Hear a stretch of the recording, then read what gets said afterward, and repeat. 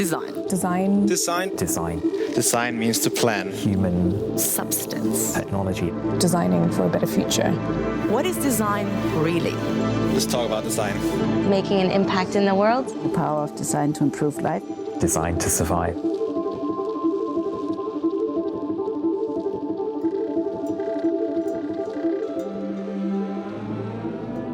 Our 5 human senses are how we navigate and experience the world around us.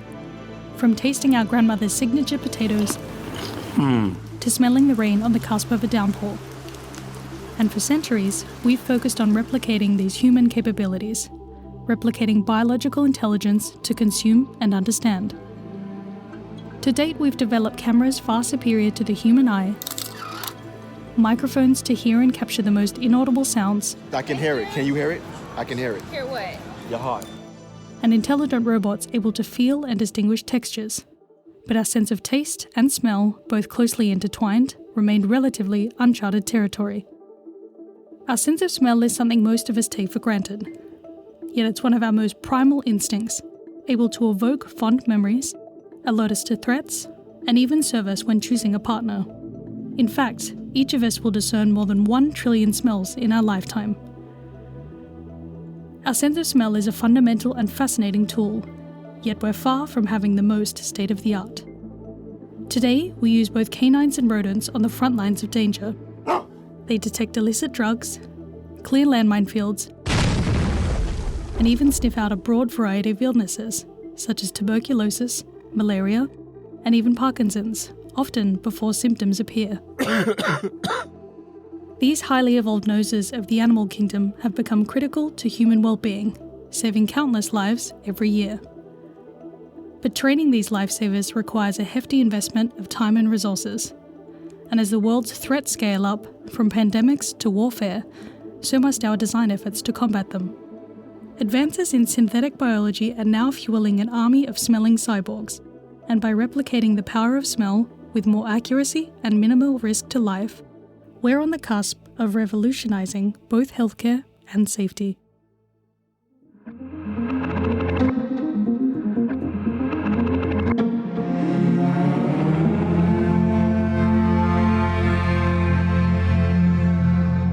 Welcome to Can Design Save Us, a series exploring design as a pioneering force for good. We dive into the most pressing problems of our time and meet people using design to solve them. We explore the good, bad, complex, and controversial. My name is Leslie Price, host from the Index Project, and my guest today is Osh Agabi, founder of Kaniku. Kaniku is a world leader in using synthetic biology to design an entirely new class of life-saving devices. Their main device, KoniCore, mimics the tiny receptors found inside some of the planet's most powerful noses to sniff out danger and disease. Thank you so much for joining us. It's a pleasure to have you on the show. Thanks for having me. It's a pleasure. So I would love to start with hearing a bit about your background. So you're originally from Nigeria and you lived in Switzerland for several years and you have a background in robotics engineering. Sort of how did that serve you with coming to found Koniku? My background is in theoretical physics. So I did a lot of work in programming robots with deep learning algorithms or artificial intelligence. This was back in 2001, 2002, before deep learning and AI became cool. I was doing that in robotic systems for pick and place robots for a Zurich cobot co-working robot back at the time. And one of the things that became very obvious to me in my journey during my bachelor's studies in Nigeria and also during my work in Zurich and my master's thesis in Sweden was that biology is very rich, a very powerful system. In fact, when you look deep down at it on the cellular level, biology is actually the ultimate nanomachine, right? Mm-hmm. When you look at the flagellum of a bacteria, for instance, the protein, the motor proteins, and so on and so forth, I mean, this is a system that is so incredibly intricate, it's so incredibly powerful. In fact, you could think of a human being as a machine. It's the ultimate machine. So how can we leverage this into building next generation devices? This was my thinking. This beautiful machine, this very powerful machine, this very advanced machine, how can we work together with it? Right. And that has been the journey I've been on for the last 2 decades. And what has happened of late is that we now have the ability to synthesize DNA, any kind of DNA we want that. This is the whole field of synthetic biology, and we can plug that into living cells, we can plug that into biological neurons, we could plug it into any kind of cell we want, and make the cell perform new functions that it did not evolve to do. And that for me is very exciting. It's something that is relevant from a computational perspective, it's relevant from a sensing perspective, it's relevant from the perspective that everything that you do in biology is inherently compatible with the biosphere, right? It would automatically degrade by itself. It's environmentally friendly and what have you. It's really the ultimate technology. For me, that's a key driver. That's a very, very massive driver. That's how I've always thought about it. And that is the motivation, if you will. Brilliant. So the device you guys have come up with, it's pronounced, is it Konicore? Is that how you would pronounce it correctly? It's a Konicore. Yes. Okay, Konicore. So no way there. I'm adding the Danish pronunciation on the end. Right. So it's a device comprising a mix of living neurons and silicon, if that's correct. Yes. And it basically has sensors that it can detect and recognize smells. Or some people have called it a smelling cyborg or a smelling bot. I'm sure a lot of people's initial reactions when they hear about it are sort of, why would we need to make a machine that smells? So if you could explain it to us. So essentially, all of the technologies that we've built as a species today, or a significant chunk of it, is revolving around our ability to capture sound and our ability to capture vision, right? Right. Well, sound, we can detect about 20,000 tones or something in that range. When it comes to vision, we can detect about 7 million colors, right? With our eyes, it has 3 fundamental colors that we can detect. And this has allowed us to create really a huge value across the board. I mean, the fact that you're in Denmark and I'm here, we can exchange, that's because of this. Well, there is this whole spectrum. That we have neglected because we don't have the technology to actually capture it. And it impacts our lives in even more fundamental ways than sound or vision does. Right. For example, you remember when somebody cooks you a meal that your mother used to cook, for instance, and how some people would describe it as, when I put a food in my mouth, it automatically transports me to my childhood. That's because your smell has a direct connection to your amygdala. It's like there's an autobahn that connects your expressway that connects your smell to your deepermost sense, right? That's a great analogy there, the autobahn. Right, but it's a very fundamental thing that affects our life. So our ability to now map smell, right, helps us not just to detect explosives at airports, for instance, or design new kind of flavors, or design new kinds of taste, or measure industrial pollution or what have you, but also in measuring these smells that come out of our own lungs or that come out of our own body and gives us a sense of a person's state of health. I think that's a very, very exciting thing, or that's a very, very important thing that could impact healthcare as we know it or change healthcare as we know it. So smell is not just something that is on the periphery. It's something that is even more fundamental than our ability to see or hearing in terms of how it affects our lives. Yeah, absolutely. So you guys have been using the technology in basically you can detect explosives, correct? That is you've correct. been partnering with Airbus, for example. And then there's been some military uses as well and farming as well. Yeah, can you tell us what the work with Airbus has sort of been about? So the work with Airbus, we have been at it for a couple of years now, or thereabouts.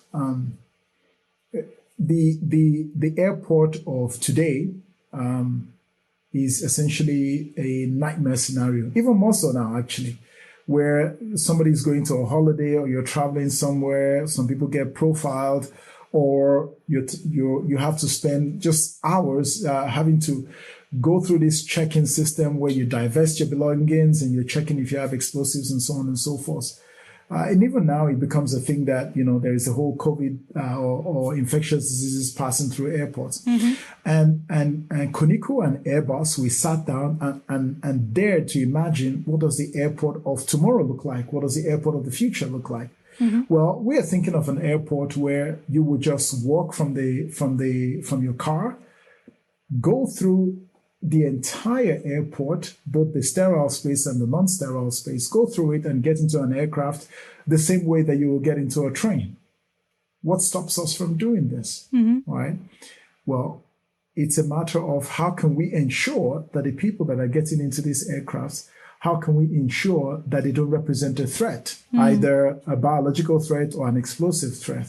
That means we have to have an automated way of screening them. We have to have an automated way of checking if anything they are carrying is actually dangerous. And that's where Koniku comes in. Mm-hmm. The same way that a dog will sniff you, or the same day that the dog will come close to you and sniff you, well, you cannot scale a dog. You cannot have 5,000 dogs in an airport.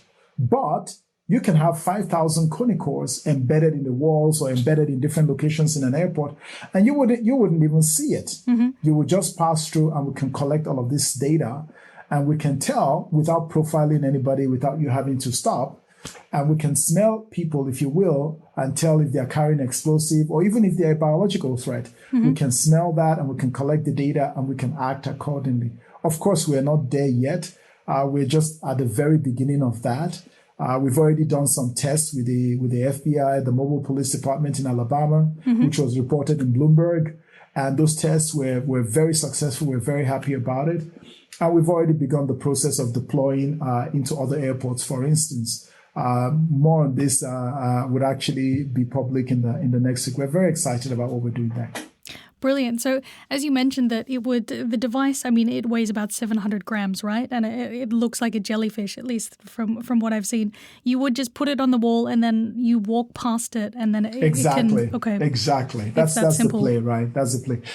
We do have a Koniku technology integrator ecosystem mm-hmm. where we invite a lot of other players to take our technology and put it in whatever solution they're looking at, right? Mm-hmm. So it's not just an airport use case. So we have people that are looking for screening, people that are going into the stadiums, people that want to screen, people that are going into a workplace that want to screen the effluents in an industrial setting. And we are building this user community now, or this user ecosystem, that we already have companies that are valued at several tens of millions of dollars, even though they just started recently and they're 100% built on Koniku technology. You also mentioned healthcare earlier. And Koniku, I read that basically you guys are also using it to detect COVID samples, sort of trying to figure out, okay, how accurate is it compared to traditional methods of detecting COVID? And according to reports, it says small internal trials have shown that it can accurately detect influenza A, for example. So, what other diseases could it potentially detect? So that's an application that we're currently in clinical trials on. Mm-hmm. I do not want to preempt the FDA. Top secret. No, it's not. Yeah. It's the cadence. It's the cadence around such things, and the fact that these are human lives we're talking about, and very important issues. Mm-hmm. So there's a certain degree of cadence that we're keeping to there. So I can assure you that the clinical trials are ongoing, and yes, we're looking forward to what comes out of there. But in terms of what other diseases we can detect, so take for instance lung cancer. Right? Lung cancer is a sad ailment where if you're able to detect it very early on, for example, the chances of doing something about it are much higher in comparison if you detect it at late stage, right? And we know for a fact that people that have lung cancer, or when lung cancer is just starting, the literature has demonstrated that there are certain volatile organic compounds, there are certain smells that are changing in terms of the signature. So on a daily basis, you have a certain smell signature from your breath. That's a given, right? Yep. Now, when something comes into your breath and perturbs the function, or it changes the function of your lungs, or it creates an inflammation in your lungs, you have a change in this fingerprint, if you will. And that's what our technology is detecting, right? The same thing with COVID, or if you have liver cirrhosis, for instance, right? Or you have influenza A, or you have any other disease. In the case of influenza A, there is published literature that shows that you can produce things like methyl methacrylate, you have things like propanol, you have things like acetone, you have things like styrene being produced in your breath, right? When you have this, influenza A, and this is published literature. So what our technology then does is we can detect all of these compounds simultaneously at very, very good precision, at very, very high precision. So we're talking about things like parts per billion, parts per trillion, and that's something that our technology can do multiple, huge amount of VOCs simultaneously. Our technology is potentially capable of detecting 4,096 different volatile organic compounds simultaneously, right? And with some multiplexing, we can even increase that number because we have all these receptors that we can genetically engineer to make all of that happen. So that's essentially what we're doing. We are collecting the fingerprint of different diseases using a machine learning backend to understand what this fingerprint is, right? And then recommending a solution to the doctor, or the key thing is putting the end user as the CEO of their own health, and they can choose what they want to do about it. That's the play. And our goal is already that by Q4 of next year, this is something we have said publicly, we want to have the first trials in homes to really make a dent in how we think about healthcare. And just to clarify, when we're talking about these fingerprints or these smells, I read that it is essentially the sort of damaged or dying cells that you guys can smell. Is that correct? That's more or less the essence of it. Yes, that's the essence of it. That's exactly the essence of it. Okay, right, brilliant. So, in your view, will this make other diagnostic or health monitoring tools pretty much obsolete? Right now, for example, we use computer vision or AI, machine learning to diagnose cancer cells based on imagery. Do you guys see this sort of coexisting, or do you think this will sort of be a more superior technology? Just curious to know your view on that. So I am not in the business of predicting the future. I am in the business of building it. It seems like you are sometimes. Right. I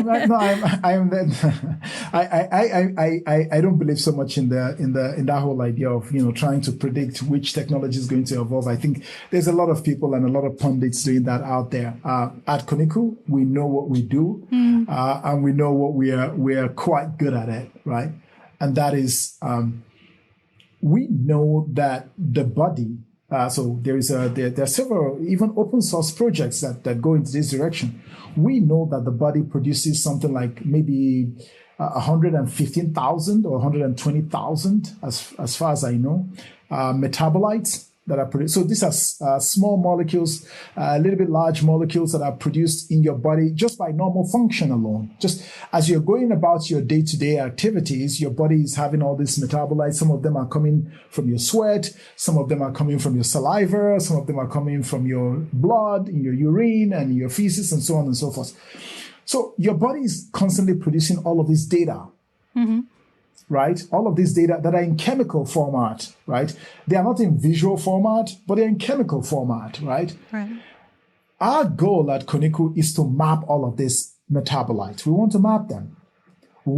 Over the next few years, our chip will continue to grow in density. When we started out a few years ago, we could detect 1, 2 compounds, 3 compounds with our devices. In a few short years, we have demonstrated that we can do 4,096 simultaneously, right? With just a few channels, right? And we'll continue to grow on that until we can get to hundreds of thousands of channels, right?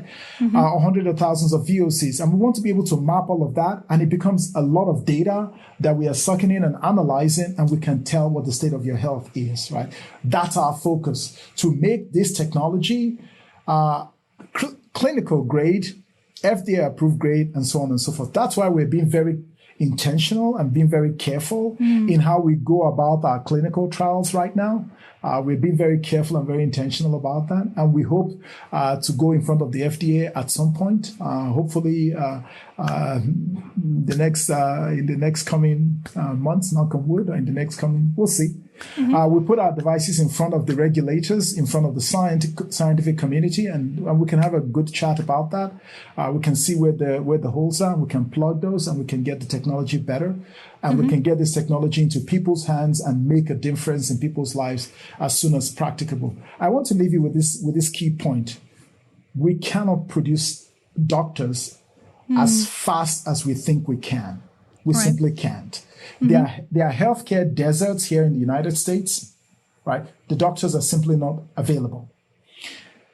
In Africa or in Nigeria, where I come from, right, the ratio is even worse. In South America, it's the same. In Europe, there is a healthcare system that, it works, but it's not sustainable over the long term. But here's a prediction I'm willing to make. I don't believe AI will replace doctors. Whatever format it comes out in, I don't believe this. But I do believe that doctors who use AI will replace doctors that don't. Right. This is what I do believe. And whatever kind of technology is on the back end of that, that is a very strong technology, scientifically sound. I think Koniku is a top contender in this. In your view, sort of, where do you see synthetic biology heading beyond what you've just discussed? I just read another cool interview where you sort of mentioned how it could also digitize the taste of food. And it said allowing for synthetic recreation of things like bacon, for example. This is from an article. Could you elaborate on what you mean there? So this goes back to the technology stack that we have built on, and that's why, again, on the top of this conversation, we talked about how powerful biology is, or how strong biology is, right? So what we have at Koniku, or the technology stack we're working off of, are receptor libraries. So a human being has about 400 plus different receptors that are functional, that are expressed in your olfactory epithelium. So the back of your nose, essentially. I'm surprised how many facts you just have in the back of your head, Ash, that you can pluck them out. My background is I'm a scientist. No, it's great. It's perfect. It's brilliant. There is that. But here's the thing. I think the deep tech is important. I think the deep tech, the science of it is important. That's why I choose to go into details of that.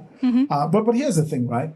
Your taste, or what you perceive as flavor, is actually 80% smell, right? So you have, every time you put something in your mouth or you put wine in your mouth, your olfactory epithelium is collecting all of these signals and making sense of it and saying this is a Pinot Noir or a Merlot or a Shiraz, if that's your thing, And this is essentially your nose doing all this work. Now, for us to develop our technology, or for us to develop the receptors that are used for explosives, or that are used for detecting COVID, or that are used to detect methyl methacrylate or siren and so on and so forth, we start with what nature has already designed. And we go through a lot of the screening of human receptors, mouse receptors, and other libraries that I don't want to talk about publicly, right?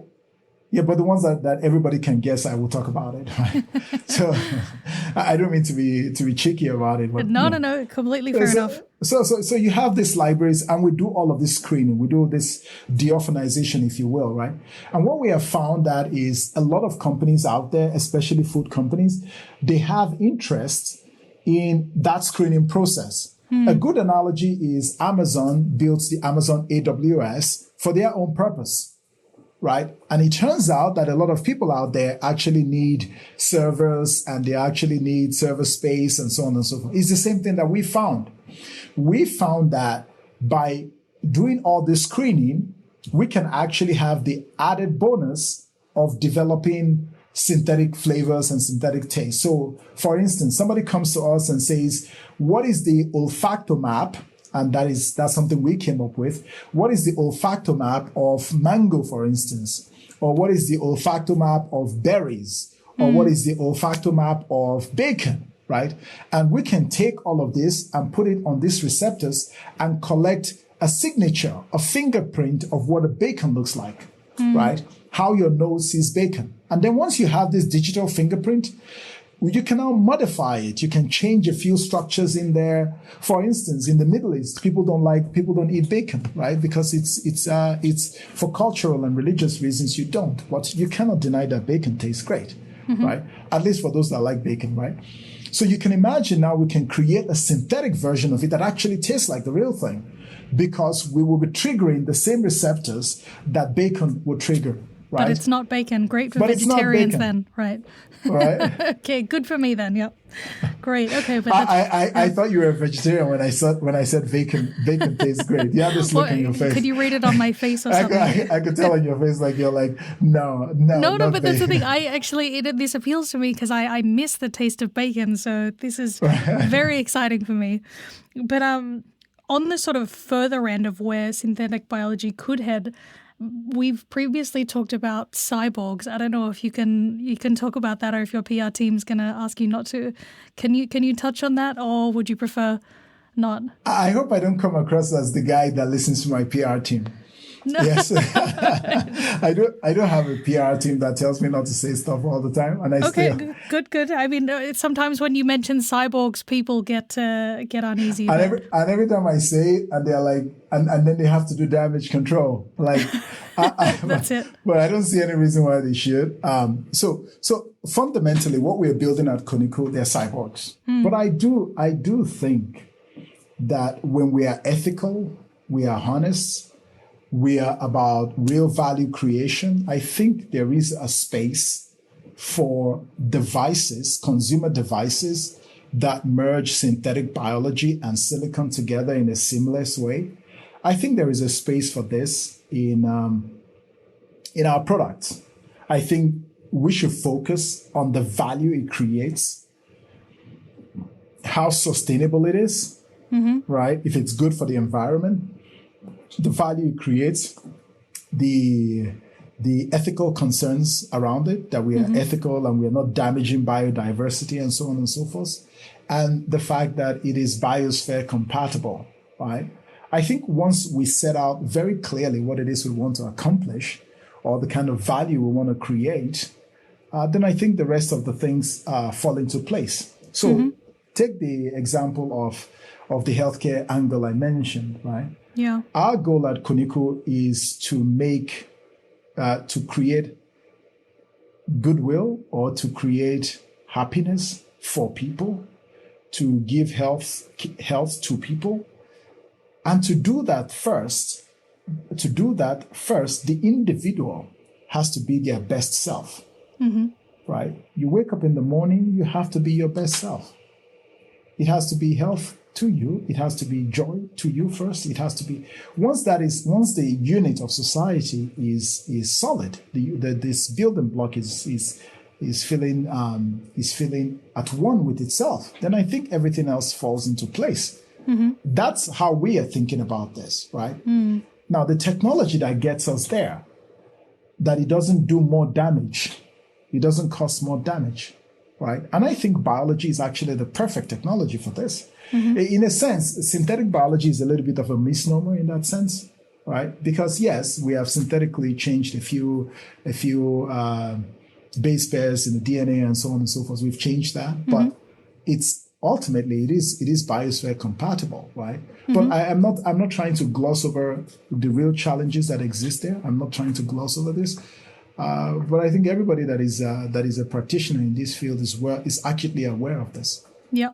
When you talk about glossing over the issues there, and you also touched on it on ethics, I mean, what sort of scenarios do you guys need to be mindful of when you're developing this technology?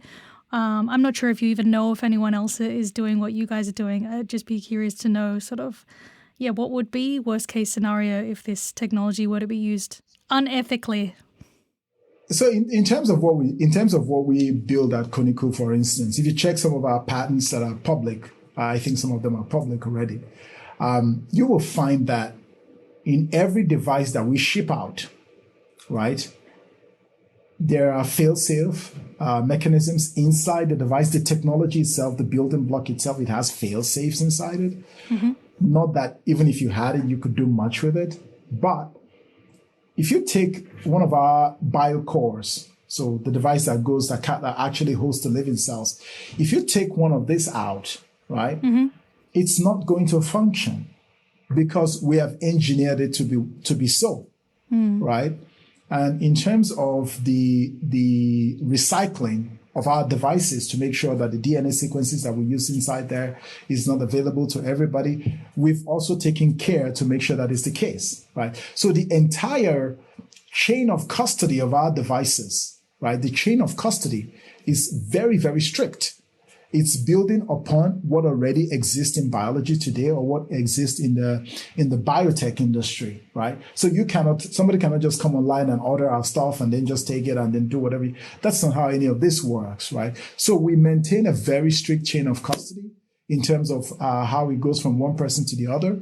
The technology itself, it has fail-safe mechanisms in it, and we don't give access to our devices to everybody. Even in the consumer space, we will still adopt the same policy. As regards what is the worst I think could happen in this field in general, for all the companies that I know that are working in this domain, it's not just us, by the way. So there are very, very brilliant companies out there that are doing things in synthetic biology, that are synthesizing DNA for the pharma industry, even for what the current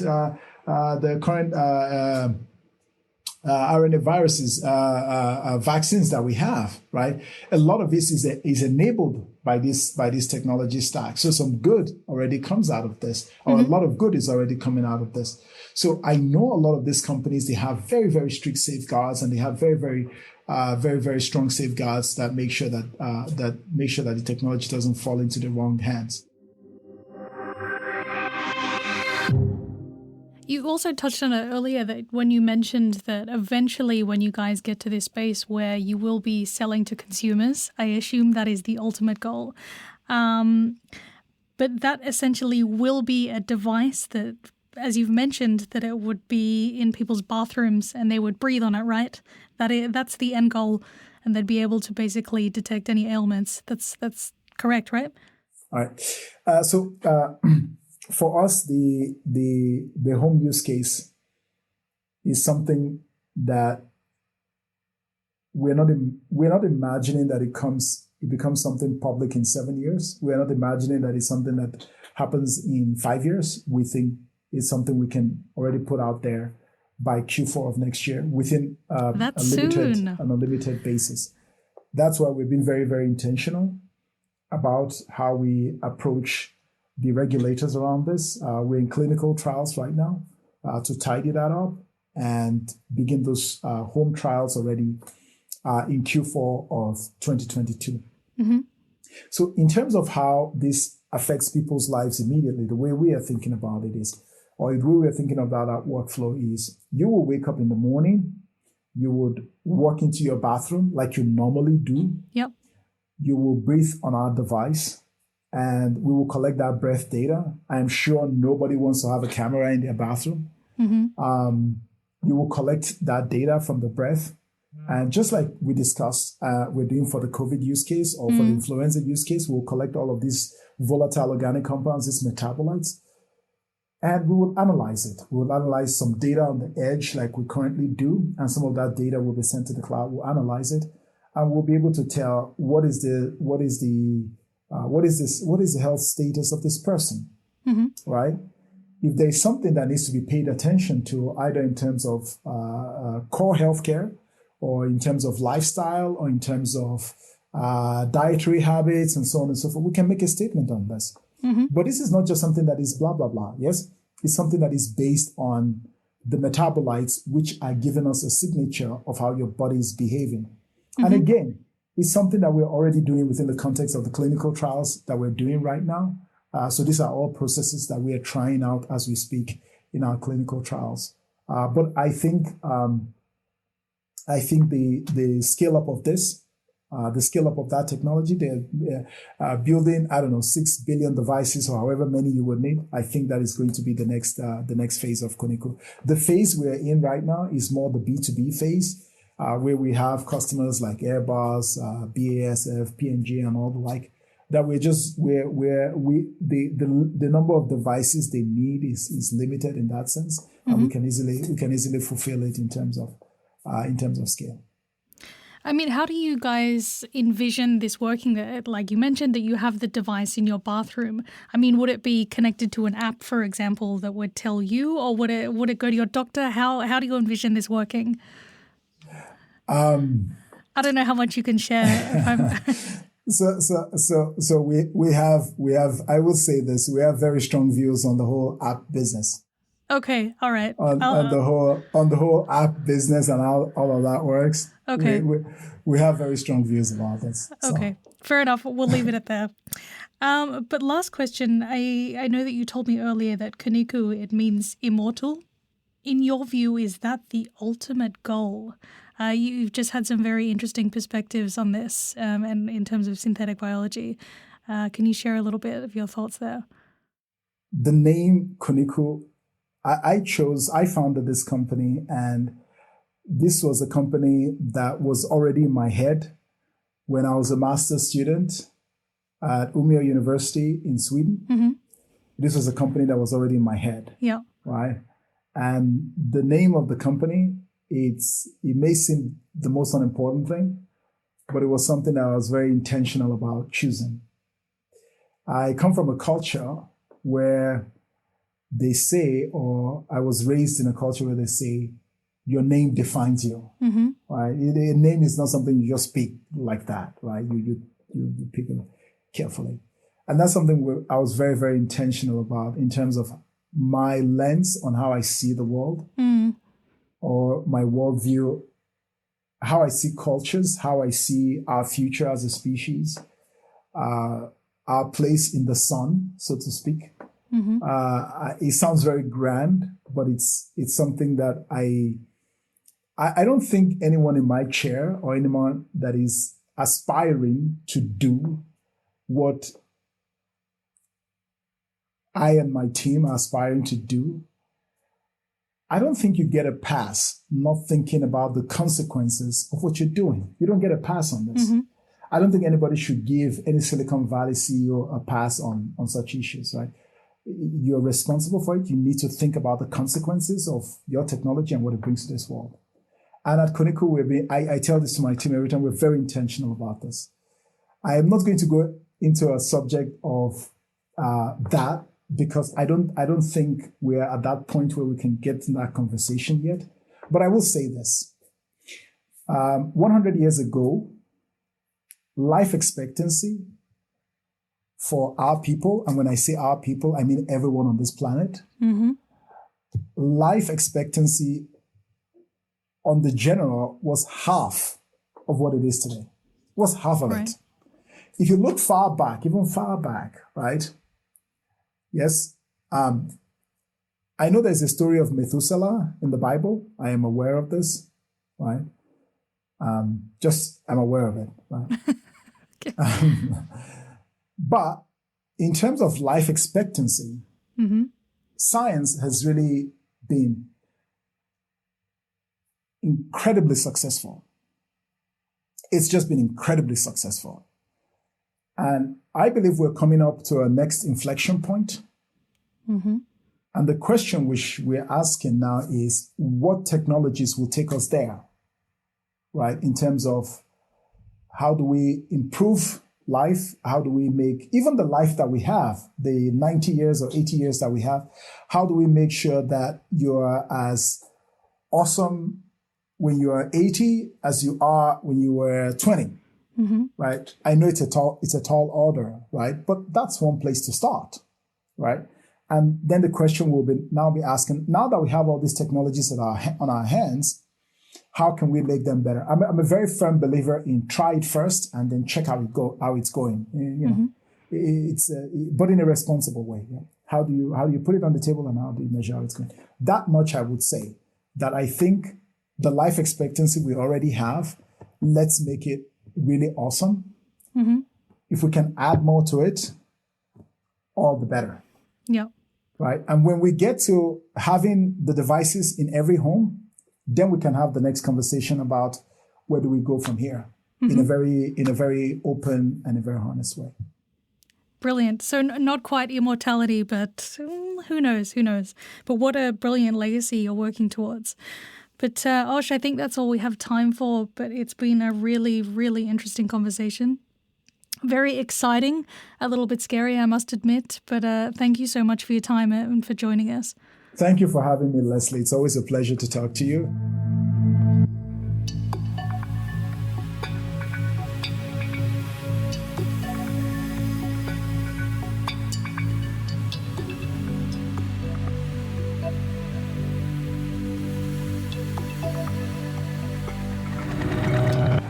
Thank you for listening to Can Design Save Us by the Index Project.